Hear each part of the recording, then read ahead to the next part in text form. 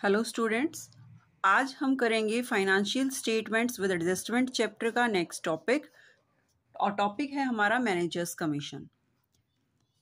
Manager जो हमने business में अपने ऑफिस में अपॉइंट कर रखे होते हैं, इन मैनेजर्स को हम कमीशन प्रोवाइड करते हैं और ये कमीशन जो है एक फिक्स परसेंटेज होता है प्रॉफिट के ऊपर। तो मैनेजर्स कमीशन जो होते हैं ये दो तरह से होते हैं।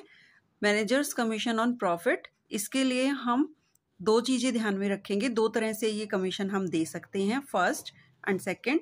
फर्स्ट में है कि जो मैनेजर का कमीशन है वो आप ऑन द प्रॉफिट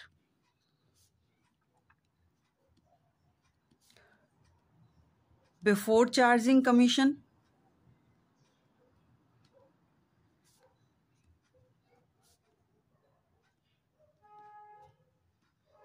कैलकुलेट करेंगे। या तो हो सकता है क्वेश्चन में आपको ये गिवन हो कि calculate the managers commission on the profit before charging such commission, या फिर on the profit after charging such commission.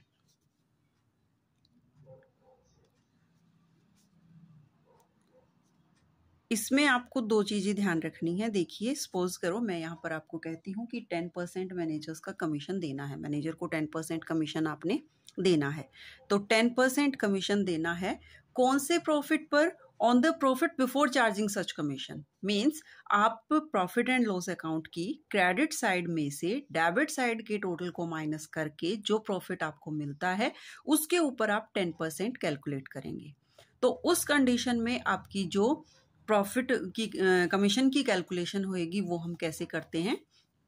इस केस में हम करेंगे managers commission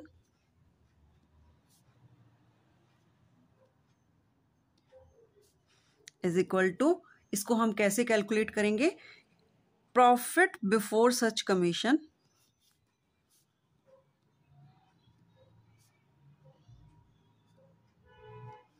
multiply rate, that is 10% upon 100। ऐसे हम उसको कैलकुलेट कर देंगे जितना भी हमारा प्रॉफिट होएगा।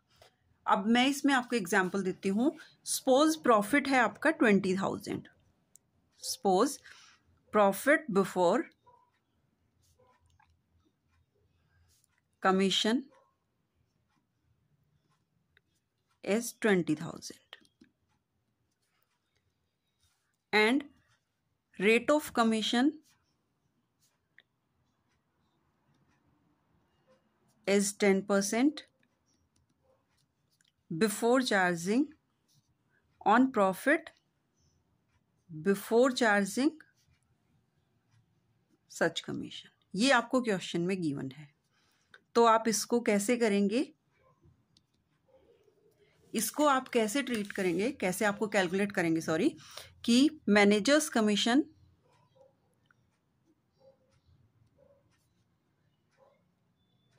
Is equal to profit that is 20,000 upon 10,000, 10% और नीचे 100।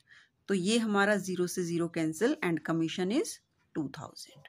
तो ये तो है हमारी कमीशन जब हम बिफोर चार्जिंग सच कमीशन कैलकुलेट करते हैं।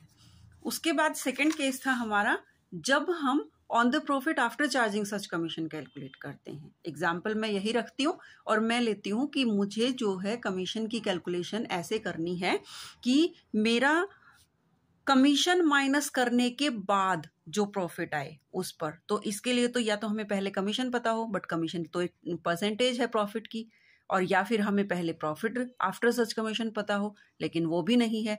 तो इसमें हम कैलकुलेशन में थोड़ा सा चेंज करते हैं। अगर कंडीशन मेरी आफ्टर सच चार्जिंग सच कमीशन है तो इस कंडीशन में मैं सिर्फ मेरा कैलकुलेशन का मेथड चेंज होएगा। मैनेजर्स कमीशन कैसे कैलकुलेट करेंगे हम? प्रॉफिट बिफोर चार्जिंग कमीशन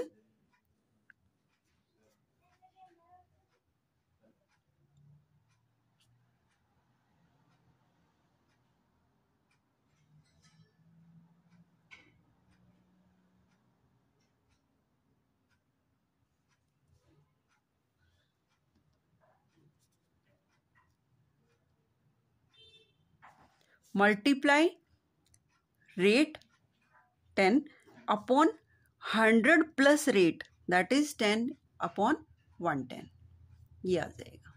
तो ऐसे हम इसको करेंगे। तो इस क्वेश्चन में हम कैसे, मतलब यहाँ पर क्या हो जाएगा 10 अपॉन 110। तो अगर मैं इसी एग्जाम्पल में कैलकुलेशन करती हूँ आफ्टर चार्जिंग सच कमीशन करके, तो उस कंडीशन में ये क्या होएगा, प्रॉफिट मैनेजर्स कमीशन क्या होएगा 20,000 मल्टीप्लाई 10 अपॉन 110 और 11 से फिर मैं इसको डिवाइड करती हूँ। तो यहाँ पर हमारा कमीशन जो है पहले के कंपैरिजन में थोड़ा कम आएगा, क्योंकि ये उस प्रॉफिट पर है जो प्रॉफिट हमारे पास आफ्टर चार्जिंग कमीशन है। तो जब मैं इसको 11 से डिवाइड करती हूँ तो ये हमारा ऐसा कुछ करके आएगा। ठीक है, तो ये हमारा आता है यहाँ पर प्रॉफिट जो है वो मैनेजर का कमीशन जो है वो प्रॉफिट आफ्टर चार्जिंग सच कमीशन हम कैलकुलेट करेंगे। ठीक है, तो मैनेजर को कमीशन हमने क्योंकि प्रॉफिट हमें पता तो बिफोर चार्जिंग सच कमीशन ही है, बट उस पर कैलकुलेशन का वे हमने चेंज कर दिया, 10 अपॉन 110 रखेंगे। ठीक है, तो ये है हमारा 1888। अब इसका ट्रीटमेंट कैसे करना है, हम इसे कैसे शो करते हैं, तो ट्रीटमेंट ऑफ मैनेजर्स कमीशन, ऊपर थी कैलकुलेशन और अब हम कर रहे हैं ट्रीटमेंट ऑफ मैनेजर्स कमीशन। इसको हम कैसे ट्रीट करेंगे, सबसे पहले हम इसे प्रॉफिट एंड लॉस अकाउंट की डेबिट साइड में दिखाएंगे। It will be shown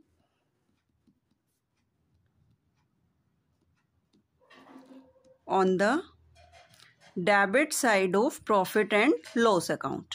debit side of profit and loss account हम इसे शो करेंगे और सेकेंड टाइम हम इसे on the liability side of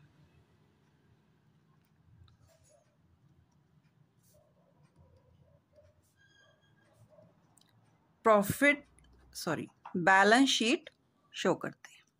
balance sheet की लाइबिलिटी साइड में हम इसे शो करते हैं। तो ये था हमारा टॉपिक मैनेजर्स कमीशन। इसका ट्रीटमेंट दो जगह पर होगा, प्रॉफिट एंड लॉस अकाउंट की डेबिट साइड में और सेकेंड टाइम कहां पर शो करेंगे हम इसे, लाइबिलिटी साइड में बैलेंस शीट की। इसके बाद हमारा नेक्स्ट टॉपिक आता है capital expenditure wrongly treated as revenue expenditure. जब हम कैपिटल एक्सपेंडिचर को गलती से कैपिटल एक्सपेंडिचर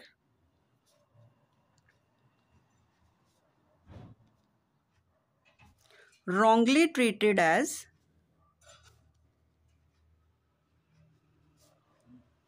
रेवेन्यू एक्सपेंडिचर, जब हम उसे रेवेन्यू एक्सपेंडिचर की तरह ट्रीट करते हैं, तो जब अगर हमने उसे रेवेन्यू एक्सपेंडिचर माना है तो हमने उसे क्या किया होगा कि जो रेवेन्यू नेचर के आइटम हैं उसमें शो कर दिया होगा। रेवेन्यू नेचर के आइटम्स में अगर हम एक्सपेंडिचर हैं तो उसमें ऐड कर दिया होगा। लेकिन ये तो हमारे कैपिटल नेचर के होते हैं और जो कैपिटल नेचर के एक्सपेंसेस होते हैं हम उसे क्या करते हैं, रिलेटेड एसेट जो जिस भी एसेट के ऊपर हमने वो कैपिटल नेचर का एक्सपेंडिचर किया है उसमें हम ऐड करते हैं। और बाय मिस्टेक हमने उसे क्या किया, रेवेन्यू नेचर के किसी एक्सपेंडिचर में ऐड कर दिया। तो अब हम अपनी इस मिस्टेक को करेक्ट करने के लिए क्या करते हैं, first of all we will subtract it from the revenue nature item. जिसमें भी हमने इसे ऐड किया है हम उसमें से इसे माइनस कर देंगे। It will be subtracted from the revenue nature item.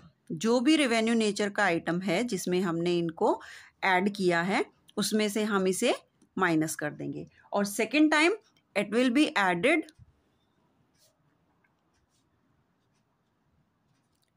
To the related asset. जो भी रिलेटेड एसेट होएगी हम उसमें इसको ऐड कर देंगे। ये इसका ट्रीटमेंट होएगा। ठीक है, ऑन द एसेट साइड हम इसको ऐड कर देंगे। इसके बाद अब ये किस किस तरह से हो सकते हैं, मान लो कि कोई मशीनरी की आपने रिपेयर कराई और आपने उसको जो रिपेयर के लिए पेमेंट की आपने उसको बाय मिस्टेक वेजेस में डाल दिया, तो आप इसको ट्रेडिंग अकाउंट में वेजेस में से माइनस कर दोगे और बैलेंस शीट में एसेट साइड में मशीनरी में उसको ऐड कर दोगे, क्योंकि ये कैपिटल नेचर का एक्सपेंडिचर था। तो इस तरह से हम इनकी ट्रीटमेंट करते हैं। उसके बाद हमारा नेक्स्ट है goods sold and dispatched but omitted to be recorded. आपने गुड्स को सेल कर दिया और वो डिस्पैच भी हो गया, लेकिन आप उसकी एंट्री करना भूल गए। Goods sold and dispatched but omitted to be record. तो इसका आप क्या ट्रीटमेंट करेंगे? सपोज करो कि आपने कोई सेल की थी, आपने सेल के लिए आप उसको रिकॉर्ड ही करना भूल गए, मीन्स आप उसकी एंट्री बिल्कुल ही यहाँ पर भूल जाते हैं। तो अगर आप कोई सेल करते हैं तो आप एंट्री क्या करते हैं? डेटर्स को डेबिट करते हैं, debtors account debit to sales account. ये हमने सेल की, हम सेल के टाइम पर ये एंट्री करते हैं, लेकिन हम ये एंट्री करना भूल गए। तो अब हम इस एंट्री को करेक्ट करने के लिए अब हम क्या करेंगे? इसका हम दो जगह पर ट्रीटमेंट करेंगे। एक बार तो क्योंकि हमारी सेल्स इंक्रीज हुई हैं तो हम ट्रेडिंग अकाउंट में सेल्स में ऐड करेंगे, और सेकेंड टाइम क्योंकि हमारे डेटर्स बने हैं तो यहाँ पर हम एक बार इसको डेटर्स में ऐड कर देंगे एसेट साइड में। तो इसका टू साइड जो है ट्रीटमेंट क्या होएगा? It will be added in the sales on the credit side of trading account. Trading account की क्रेडिट साइड में सेल्स में हम इसे ऐड कर देंगे, और इसका सेकेंड टाइम ट्रीटमेंट हम क्या करेंगे? It will B added to debtors on the asset side of balance sheet. बैलेंस शीट की एसेट साइड में हम इसे ऐड कर देंगे। उसके बाद है गुड्स परचेज्ड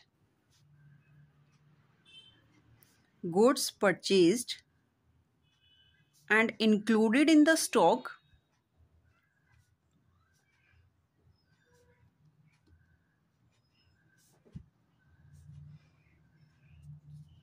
but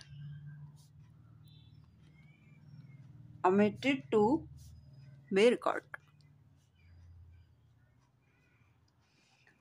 आपने गुड्स परचेज भी कर लिया और उसे स्टॉक में इंक्लूड भी कर लिया, बट आप उसकी कोई भी एंट्री करना भूल गए। तो सेम जैसे हमने सेल्स में किया था, हम परचेजेस में ऐड कर देंगे, क्योंकि जब हम परचेज करते हैं तो उस टाइम पर हम क्या एंट्री करते हैं? Purchase account debit. पहले हम एक बार जर्नल एंट्री को माइंड में ले आते हैं तो हमारे लिए इजी हो जाता है उसको समझना। हम अगर एंट्री करते तो हम क्या करते? Purchase account debit to creditors arise होते हैं यहाँ पर हमारे, क्योंकि अगर हम क्रेडिट पर परचेज कर रहे हैं तो क्रेडिटर्स अराइज होते हैं। तो अब इसका ट्रीटमेंट क्या होएगा? हम परचेज में इसे ऐड करेंगे, क्योंकि परचेज डेबिट होती है तो हम इसे परचेज में ऐड करेंगे और क्रेडिटर्स में ऐड करेंगे। तो इसका टू साइड क्या इफेक्ट होता है? It will be added to the purchases on the debit side of trading account। और सेकेंडली आप क्या करेंगे? It will be added to the creditors on the liability side of the balance sheet. बैलेंस sheet की liability side में आप इसे creditors में ऐड कर देंगे। उसके बाद हमारा नेक्स्ट टॉपिक आता है goods sold on approval basis. जब हम गुड्स को अप्रूवल बेसिस पर सेल कर देते हैं, अप्रूवल बेसिस का मतलब होता है कि जब जैसे कि हम कहते हैं कि भाई गुड्स जो है ना आप ले लो, कई बार आपने देखा होगा कि गुड्स आप ले लो, अगर आपको कोई पसंद ना आए, अकॉर्डिंग टू साइज ना हो, तो आप उसको रिटर्न कर देना। मींस इसको हम फाइनल सेल नहीं मान सकते, क्योंकि ये अप्रूवल बेसिस पर है, जब तक कि उसका फाइनल कंफर्मेशन हमें नहीं मिल जाता। तो ये जो हमारा टॉपिक है sales of goods on approval basis. जब हम अप्रूवल बेसिस के गुड्स को फाइनल सेल मान लेते हैं तो ये हमें नहीं करना चाहिए, क्योंकि ऐसा गुड्स तो हमारा रिटर्न भी हो सकता है, तो हम इसे फाइनल सेल नहीं मान सकते। तो अप्रूवल बेसिस पर जो हमने गुड्स सेल किया होता है उसके लिए हमारा टू साइड ट्रीटमेंट क्या होता है। सबसे पहले इट विल बी सब्ट्रैक्टेड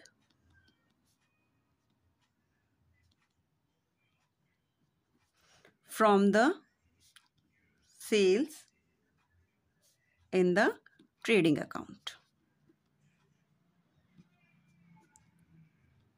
और सेकंड हम, क्योंकि जब हम सेल करते हैं तो हमारे डेटर्स अराइज होते हैं और हम उसको डेटर्स में डालते हैं, बट जब अप्रूवल बेसिस पर है इट में रिटर्न, तो ये वापस भी हो सकता है, तो हम इसमें जो है डेटर्स को में इसको ऐड नहीं कर सकते, क्योंकि बिजनेस का रूल है कि जब तक हमें कंफर्मेशन नहीं होता हम उस चीज़ को फाइनल नहीं मान सकते। हम किसी भी जो प्रॉफिट है हमारा, जो कि अभी तक हमें डाउटफुल है, जो भी इनकम हमें अभी तक डाउटफुल है, हम उसे फाइनल इनकम नहीं मान सकते, तो हम क्या करेंगे, इसे डेटर्स में से भी लेस कर देंगे। It will be subtracted from the debtors on the asset sides of balance sheet। Balance sheet की एसेट साइड में आप इसको माइनस कर दोगे। क्यों? क्योंकि जो अप्रूवल बेसिस पर है और मान लो वो आपका रिटर्न हो गया है, तो आपकी उल्टी एंट्री हो जाएगी sales account debit to debtors. अब तक हम करते थे debtors account debit to sales, लेकिन अप्रूवल बेसिस पर अगर आपने बाय मिस्टेक उसे फाइनल सेल ट्रीट किया है तो आपको उसको माइनस करना पड़ता है। तो ये थी हमारी एडजस्टमेंट एंट्रीज, ये था हमारा chapter financial statements with adjustments. अगर आपको किसी भी टॉपिक पर कोई भी डाउट है तो आप मुझसे क्वेश्चन पूछ सकते हैं। अगर आपको कोई भी डाउट है तो मैं उसे ज़रूर दूर करूंगी। And thank you for watching. अगर आपको मेरी वीडियो पसंद आती है तो मेरे चैनल को लाइक कीजिए, शेयर कीजिए एंड सब्सक्राइब कीजिए। And thank you for watching.